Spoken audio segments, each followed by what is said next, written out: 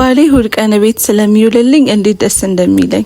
እሱን ለማስደሰት ማላደርገው ነገር የለም። ቀኑን ኢንጆይ አድርጎ እንዲውልልኝ። እዚህ ጋር ባለፈው ያዘጋጀሁት ምግቦች ነበሩ። እነሱን አሟሟኩኝ። እንደ በየአይነት አድርጌ ላቀርቦ ነው ያሰብኩት እና ሚስቶችዬ ባላችሁ ቤት ሲውል ቤቱን በቃ እንዲወድ አድርጉት፣ ደስ ብሎት እንዲውል አድርጉ። አይ ቲንክ ያ የኛ ግዴታ የሚስትነት ግዴታችን መሰለኝ። ባሎች ደስ ይላቸዋል እኛ ሽርጉድ ስንልላቸው እና እዚህ ጋር ሩዝም ነበረኝ። በቃ ምግቡ የሚገርም ነበር። ማቀራረብ ጀመርኩኝ። መሬት ለመብላት አሰብኩኝ። በቃ ዘና እንድንል እንደዚህ ፍራሼና ነጥፌ በቃ እንዴት ደስ እንደሚል በቃ እሁድ እንደዚህ አሳልፉ የእውነት እና በቃ ምግቡ ሽታው ራሱ የሚገርም ነበር። ለካ እንደዚህ ባለሙያ ነኝ እናንተ።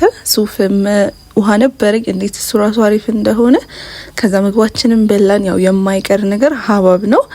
ሀባብ ሁለታችንም እንወዳለን እና በቃ እድለኛውኝ ቆንጆ ሀባብ ቀይ ሆነልኝ እና ቡናዬን እዚህ ጋር አቀራረብኩ። በቃ እሁድ ይህን ካልመሰለ ምኑን እሁድ ሆነ እውነት። ቡና እጣን ምናምን ሲኖረው ደስ ይላል እና እዚህ ጋር ቡናችንን እየጠጣን በቃ እየተጫወትን አሪፍ ጊዜ ያሳለፍን።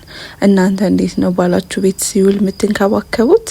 እና እንደዚህ በማድረግ ተንከባከቡላችኋለሁ ባይ